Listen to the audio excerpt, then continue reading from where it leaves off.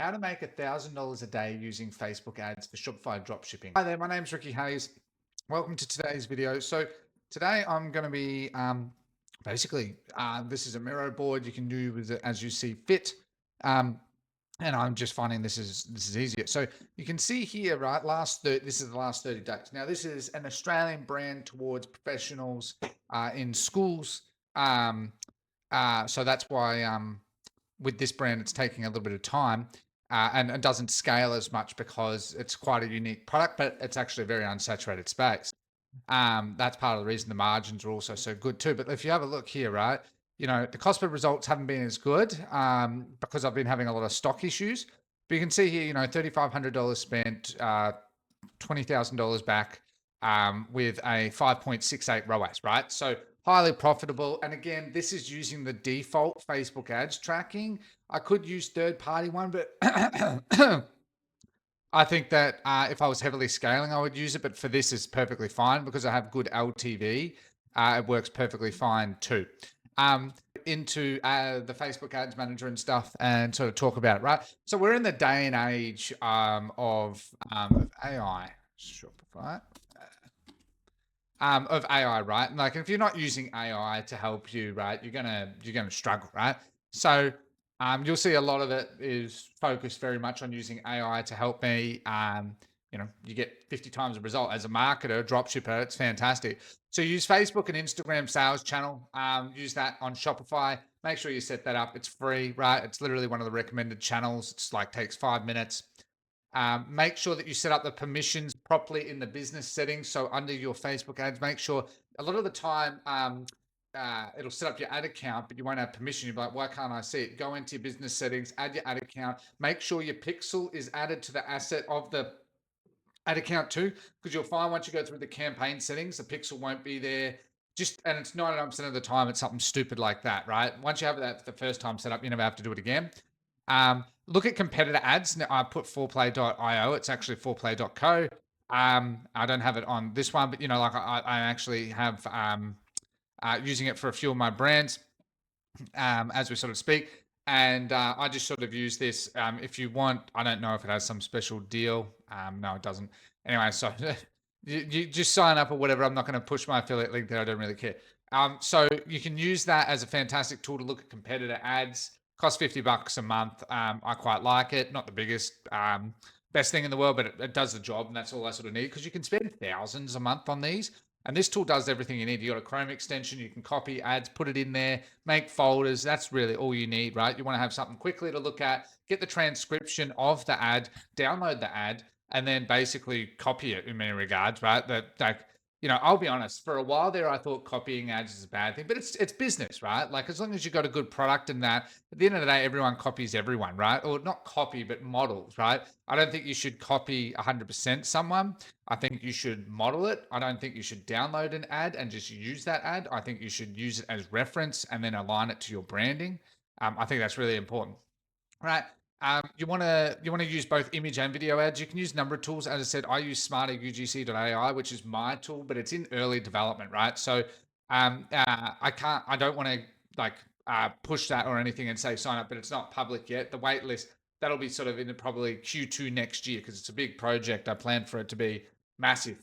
So I'm really excited about that. You can use, as I said, there's plenty of tools out there. I have another one that I'm going to be reviewing soon, but there's like Creatify, Nano Banana, HeyGen, and some others that I'm testing that I'll let you know, right? The goal is to make as many ads as possible, right? So image and video ads, the goal is to make as many ads as possible, right? Using the script from your competitors, using ChatGPT, you can make a custom GPT to then use that script and then simply be like, here's the script. Adjust it to my branding. You make a custom GPT. You have up to 8,000 characters. I strongly recommend doing that. Put in your branding. You can get obviously ChatGPT to help you with your brand guideline. That's why I spend time doing it. And then boom, you've got a script that we know is working. Then you've got your branding that customizes it. And then you can use tools like Nano Banana and Creatify and HeyGen and Smarter UGC in the future to help you make your ads, right? As much as possible. So that way, it saves you an absolute butt ton. It's like to the last couple of years, right?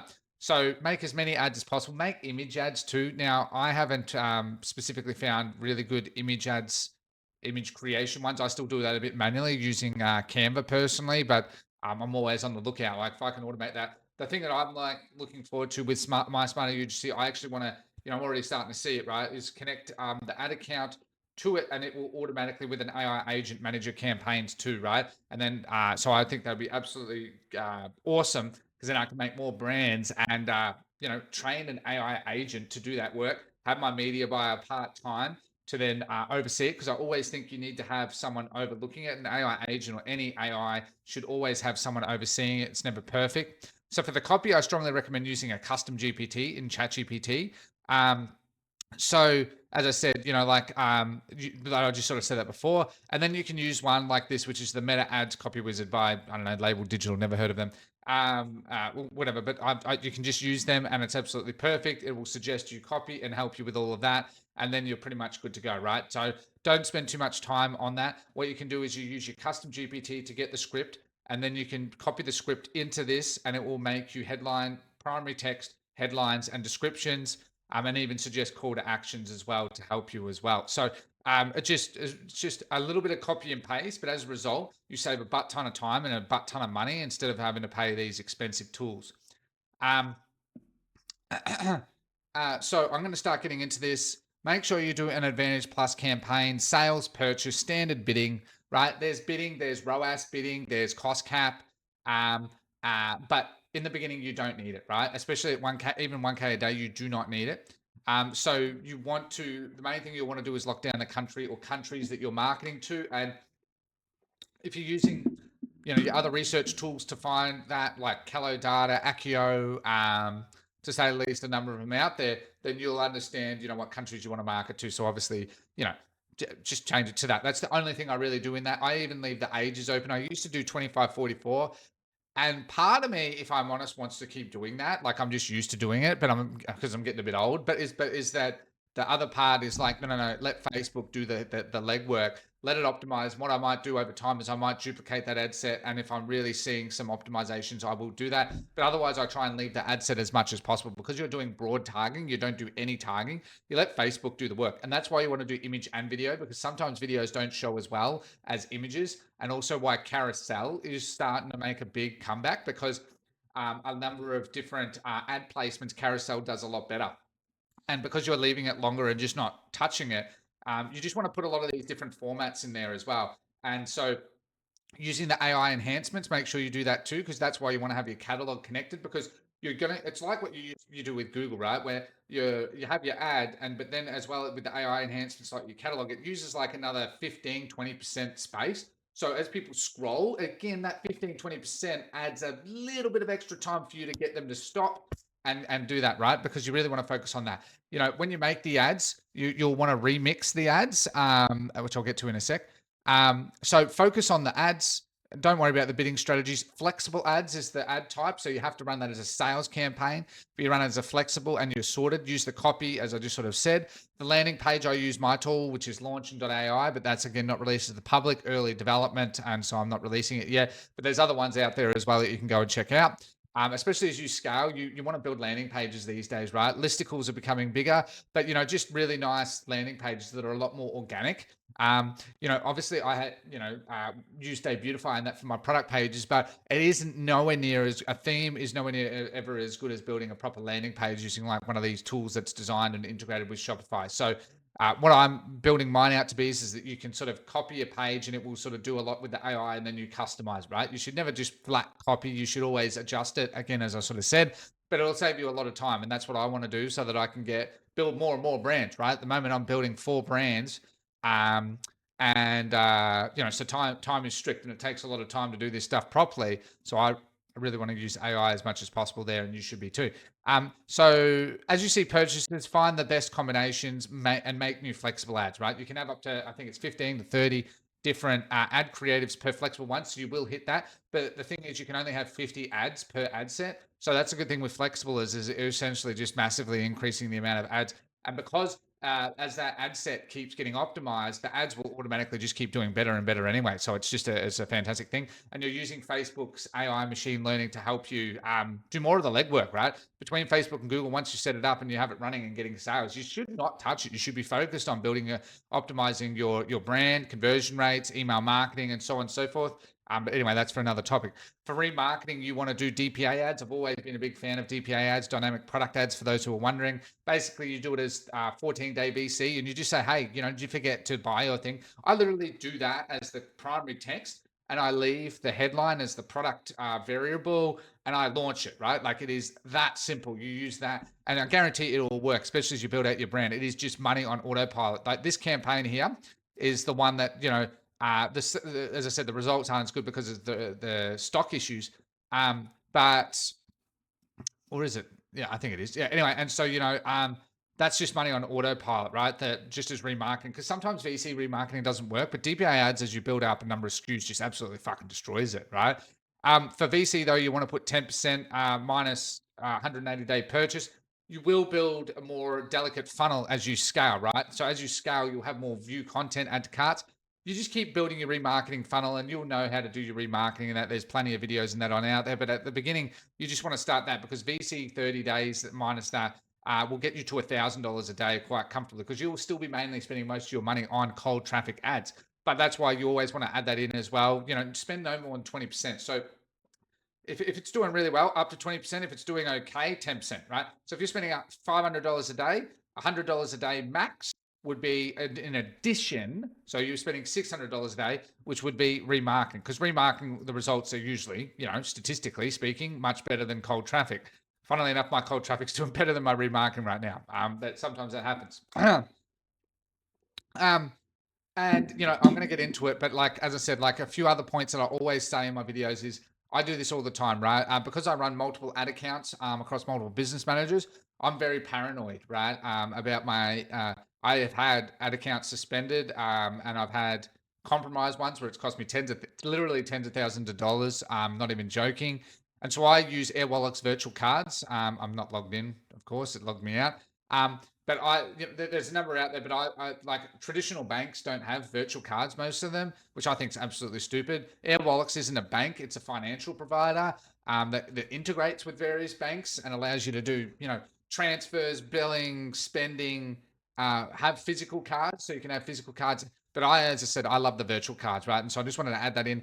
I think that the virtual card's really important. You can put a limit on it. You can put an expiration on it. You can control it. So basically, because then what happens is that if your account, because what happened to me in the past, right? And so I always like to sort of add this in, is the account was compromised and I couldn't even turn off the ads. But naturally, what you then do is you go pause the card, so the ads just stop anyway, right? Using a virtual card as well, it's even easier than calling up a bank or whatever. But you can then not only pause the card, delete it, make a new one in literally a second. And I just think that in this day and age, where especially as dropshippers, we're trying to, and D2C AI dropshippers, we're trying to build lots of different brands.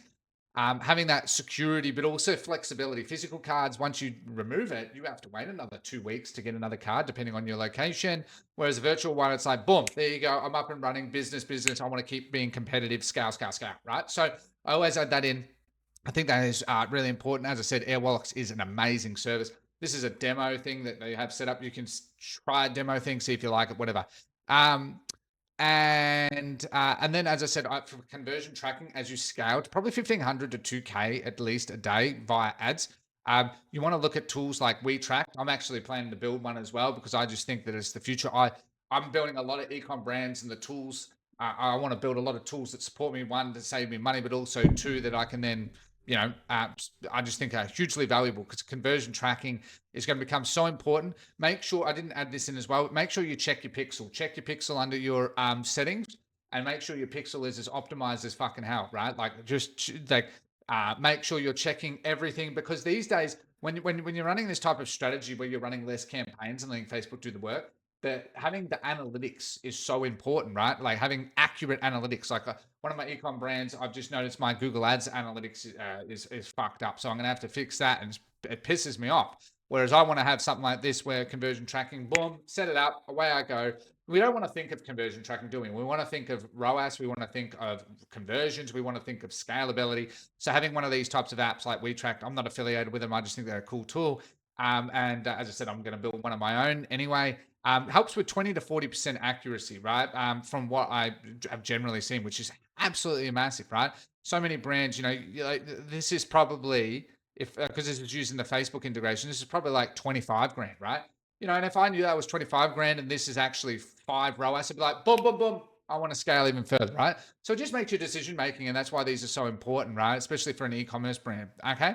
So the main focus you should have is on ads, using AI for ads, looking at these tools, spam the shit out of ads, and model ads, and using these simple tools, right? It doesn't take you that long. So I just wanted to sort of show here, right, like, how simple it is to make a campaign, right? There's like a million tutorials, but it really, takes like no time nowadays.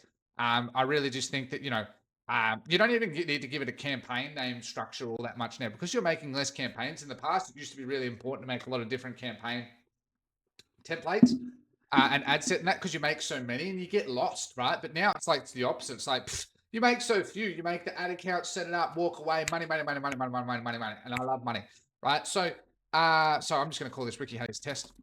Always that sales campaign spending limit, you can put that on again as an additional limit as well if you're tight on cash. It's an additional thing, but I do that at the card level, right? That's just my personal preference. I find that is more than sufficient, as much as possible, right? So this is where as well you can run an Advantage Catalog ASC campaigns as well. That would be a separate campaign. So there's ones that just ad set with video and image ads, and then there's these ones as well.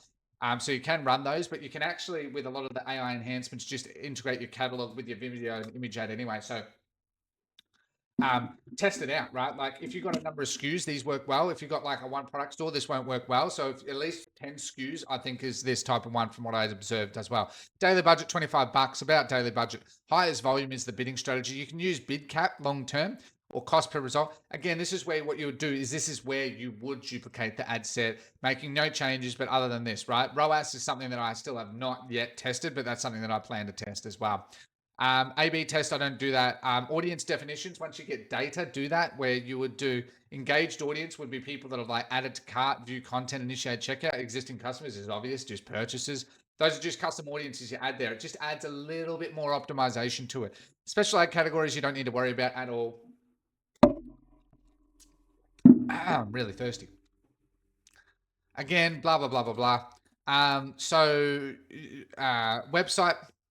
So I've never tested website and app.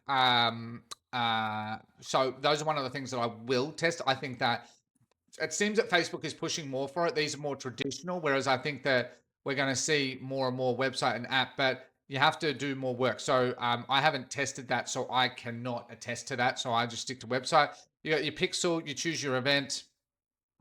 Always purchase, always good old purchase. Obviously, I don't have conversions API set up, so whatever. Attribution model, I do go as incremental. I prefer that because I leave mine longer. It gives it time longer. So I did forget to add that. Incremental is important. Start date, always put your start date as the next business day at 0000, because it optimizes over a 24-hour time frame starting at midnight. You can show more settings. Again, budget scheduling, I leave that. No advertiser settings. So you can have a look, minimum age, language. You can add, will reach people beyond these settings when it's likely to improve performance. But I literally don't touch that, right? Add transparency, no.